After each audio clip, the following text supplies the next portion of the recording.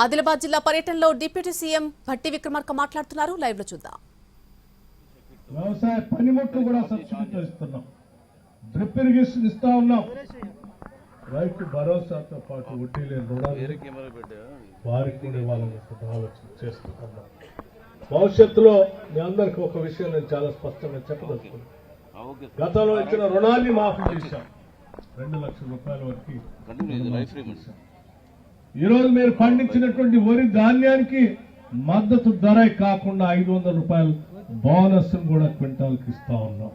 ఇవన్నీ ప్రజల కోసం ఆలోచన చేసి ఇచ్చేటువంటి కార్యక్రమం అని చెప్పి ఆలోచన చేయాలని మహిళలందరికీ కూడా, కుటుంబ సభ్యులందరికీ కూడా చెప్తూ, మరొక ముఖ్యమైన విషయం, రాష్ట్రంలో ఉన్నటువంటి మహిళలందరికీ, పేద బడుగు బలహీన వర్గాలు ఎక్కడి నుంచి ఎక్కడికైనా వెళ్ళాలన్నా, పిల్లవాడు ఏదైనా బడిలో రెసిడెన్షియల్ స్కూల్లో ఉంటే చదువుకోవడానికి వెళ్ళాలన్నా, తల్లిదండ్రులు చూడటానికి వెళ్ళాలన్నా, కళ్యాణానికి వెళ్ళాలన్నా, తీర్థయాత్రకు గుడికి వెళ్ళాలి, 10 రూపాయలు ఇంకా ఆయన అడగటం, ఇంకో ఆయన దగ్గర తీసుకొని టికెట్ కొనుక్కొని పోవాల్సిన పరిస్థితి.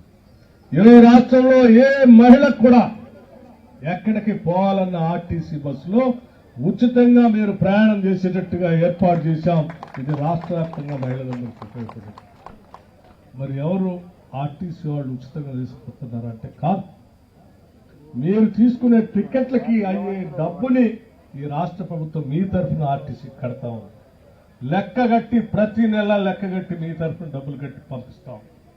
ఇవన్నీ కూడా మీకు ఆదా అయ్యి ఆ డబ్బులు మీరు పోగేసుకుని ఆ డబ్బుతో మీ కుటుంబం నిలబడాలి, ఆర్థికంగా ఎదగాలనేటువంటి ఆలోచనతో ఈ కార్యక్రమాలన్నీ చేస్తున్నామని మీ అందరికీ నేను సవినయంగా మనవి చేస్తూ, ఒక మాట మేము మాత్రం చాలా స్పష్టంగా చెప్పదలుచుకున్నాం. భవిష్యత్తులో ఈ ప్రాంతంలో ఉన్నటువంటి గిరిజన సోదరులు, ప్రత్యేకంగా ROFR పట్టాలు, భూముల సమస్య ఒక ప్రధానమైన సమస్య ఉంది. ఆ సమస్యను పరిష్కారం చేయడం కోసమే ఈరోజు ప్రత్యేకంగా కలెక్టర్ గారికి నేను వచ్చేటప్పుడు ఆనాడు నేను సమస్య విన్నాను. వచ్చే వరకు సమస్య పరిష్కారం కావాలి అంటే వారు చెప్పారు 600 అప్లికేషన్లు వచ్చాయి, సక్సెషన్ అప్లికేషన్ 100 అప్లికేషన్లు క్లియర్ చేశాం, మిగతా 500 అప్లికేషన్స్ కూడా ప్రాసెస్లో ఉన్నాయి, వాటిని కూడా చేస్తా ఉన్నాం. ఇప్పుడు 100 అప్లికేషన్లు మీ చేతుల మీదనే వాళ్ళందరికీ ఇప్పిస్తున్నామని తయారు చేశారని చెప్తా ఉన్నారు. నేను ఇంకో మాట కూడా చెప్తా ఉన్నాను, ROFR పట్టాలు పొందినటువంటి గిరిజన కుటుంబాలందరికీ, ఆ కుటుంబాలు ఆ భూములో వ్యవసాయం చేసుకోవడానికి అక్కడ కరెంటు ఉన్నా లేకపోయినా సోలార్ పవర్ పెడతాం, వాళ్ళకి బోరేస్తాం, డ్రిప్ ఇరిగేషన్ ఇస్తాం, స్ప్రింక్లర్స్ పెట్టిస్తాం, వాళ్ళు పంటలు పండించుకోవడానికి కావలసినటువంటి అధిక ఆదాయం వచ్చేటువంటి మొక్కలను కూడా వారికి అందిస్తాం. అవసరమైతే అవకాడో ఇస్తాం, అవసరమైతే పామాయిల్ కూడా ఇస్తాం.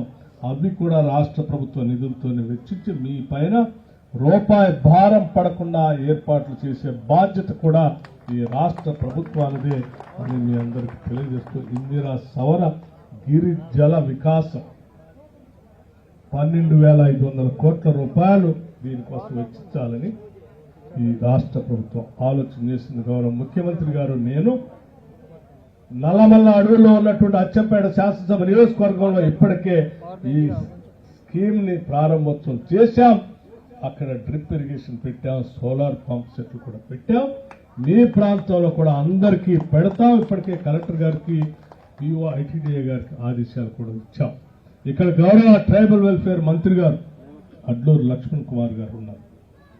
వారు ఒకటే మాట చెప్తా ఉన్నారు, నేను ట్రైబల్ వెల్ఫేర్ మంత్రిగా ఈ ప్రాంతంలో ఉన్న ట్రైబల్ అందరికి కావాల్సిన అవసరాలు తీర్చడం నా ముందున్న ఏకైక లక్ష్యం. వారి అవసరాల కోసం ఈ ప్రజలు అడిగే ప్రతి దాన్ని ఒక సిస్టమేటిక్ గా ప్రణాళికాబద్ధంగా తయారు చేసి మీకు పంపిస్తాం. మీరు వెంటనే మాకు శాంక్షన్ ఇవ్వాల్సిందే అని చెప్పి గట్టిగా చెప్తా ఉన్నాం. బొజ్జు గారికి కానీ, అనిల్ గారికి కానీ, ఈ ప్రాంత ప్రజలు మనల్ని ఎన్నుకున్నది వాళ్ళ అవసరాలు తీర్చడానికి. వారి అవసరాలు తీర్చే క్రమంలో వారికి ఏం కావాలో మీరు వారి ప్రజాప్రతినిధిగా మీరు ఆలోచన చేసి ప్రణాళికాబద్ధంగా తయారు చేయండి. గౌరవ మంత్రి గారు, ట్రైబల్ వెల్ఫేర్ మంత్రి గారు కూడా మంచి మనసున్న మంత్రి. ఆయనకు కూడా ప్రజలన్నా, మానవత్వం అమితమైనటువంటి ప్రేమ ఉంది, తప్పనిసరిగా చేయాలనే తపన ఉంది. కాబట్టి వారు కూడా త్వరితగతిన మా దగ్గర తీసుకొస్తారు. తప్పనిసరిగా వాటిని ఆర్థిక శాఖ నుంచి వెంటనే క్లియరెన్స్ ఇచ్చి అవన్నీ కూడా పూర్తి స్థాయిలో ఇక్కడ శాంక్షన్స్ ఇచ్చే కార్యక్రమాలు చేపడతామని ఈ సందర్భంగా మీ అందరికి మనవి చేస్తూ మరొక్కసారి నా తరఫు నుంచి ఈ రాష్ట్ర ముఖ్యమంత్రి రేవంత్ రెడ్డి గారి తరఫు నుంచి ఈ ప్రజాప్రభుత్వం నుంచి మన ప్రభుత్వం నుంచి ఇందిరమ్మ రాజ్యం నుంచి మీ అందరికీ సంక్షేమమే మా లక్ష్యం. మీ అందరి ఎదుగుదలే మా బలమైనటువంటి కోరిక, మా ఆలోచన. దానికోసం ఈ ప్రభుత్వం ఎటువంటి ప్రణాళికలైనా తయారు చేయడానికి సిద్ధంగా ఉంది.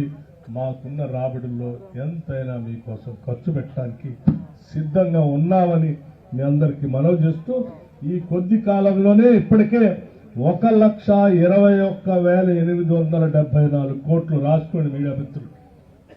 1,21,874 కోట్ల రూపాయల్ని లెక్కలతో సహా నేను ఇస్తా ఉన్నాను. కాగితం 1,00,000 ఎంత 1,21,874 కోట్లు సంక్షేమం కోసం, ప్రజల సంక్షేమం కోసం నేరుగా ఈ డబ్బులు ప్రజల ఖాతాలో వేశారు.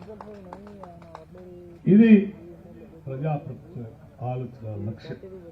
భవిష్యత్తులో కూడా ఇదే స్థాయిలో పనిచేస్తామని చెప్పి మీ అందరికీ నేను సవినయంగా మనవి చేస్తూ ఆనాటి మీరు చెప్పిన ప్రతి అంశాన్ని, ప్రతి బాధని నేను రాసుకున్నాను.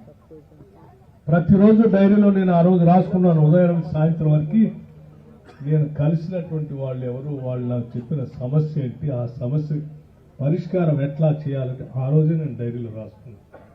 ఆ డైరీ అంతా ఒక పేపర్లో రోజు ఒక సీరియల్ లాగా కూడా వచ్చింది అప్పట్లో. ఆ డైరీకి సంబంధించిన పుస్తకాన్ని నేను కూడా తయారు చేసి ఈ రోజు కూడా నేను ఆ రోజు రాసుకున్నటువంటి ఆనాడు నేను ఏ గ్రామంకైతే పోయిందో అక్కడ నన్ను కలిసిన వాళ్ళు చెప్పినటువంటి సమస్యలు ఏంటని చదువుకొని అవి ఇప్పుడు ఈనాటి ప్రభుత్వంలో మేము బడ్జెట్లో పెడుతున్నటువంటి అంశాల్లో అవన్నీ పొందుపరుస్తున్నామా లేదా అని ప్రతిదీ ఆలోచన చేసి ఆచి తూచి వాటన్నింటినీ అందులో పొందుపరుస్తున్నాం. అందులో భాగంగానే మొదటిసారి బడ్జెట్ ప్రవేశపెట్టేటప్పుడే ఈ ప్రాంతంలో తిరిగేటప్పుడు నేను అడిగాను, నాకు గుర్తుంది, చిక్మాన్ ప్రాజెక్ట్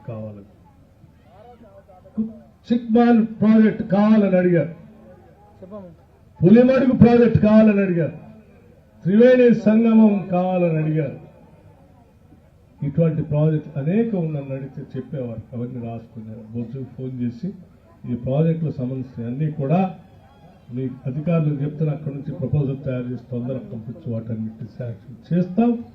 వచ్చిన మాట ప్రకారం వాటన్నిటిని పూర్తి చేస్తామని చెప్పారు. తప్పనిసరిగా ఈ ప్రాంతంలో వ్యవసాయానికి సంబంధించి కానీ, ఇరిగేషన్ సంబంధించి కానీ, రహదారులకు సంబంధించి కానీ ఇప్పుడు వచ్చేటప్పుడు కూడా గ్రామంలో అడిగారు. ఇంటర్నల్ రోడ్స్ ఒక గ్రామాలకు సంబంధించి పోవటానికి కావాల్సిన రోడ్లు కూడా కనెక్టివిటీ లేదు మాకు. వాటికి సంబంధించిన రోడ్లు కూడా శాంక్షన్ చేయాలంటే అప్పటికప్పుడే ట్రైబల్ వెల్ఫేర్ మంత్రి గారు మాకు ప్రపోజల్ ఇవ్వండి, నేను వెంటనే శాంక్షన్ చేస్తానని చెప్పి వారు చెప్పారు. వారి ప్రపోజల్ పంపించడంలోనే తప్పనిసరిగా అవన్నీ క్లియర్ చేసి పంపిస్తామని చెప్పి ఆ రోడ్ కనెక్టివిటీ రోడ్డు కూడా సంబంధించిన నిర్ణయాలు తీసుకుంటామని కూడా మీ అందరికీ నేను సవినయంగా మనవి చేస్తూ మరొకసారి మీ అందరికీ నా హృదయపూర్వకమైనటువంటి నమస్కారాలు తెలియజేస్తూ మీతో గడపటం, పంచుకోవటం, మీ అందరినీ కలవటం నాకు చాలా ఆనందంగా కూడా ఉందని చెప్పి మరొకసారి మీ అందరికీ నా హృదయపూర్వక ధన్యవాదాలు తెలియజేస్తూ సెలవు తీసుకున్నాను. జై హింద్, జై తెలంగాణ.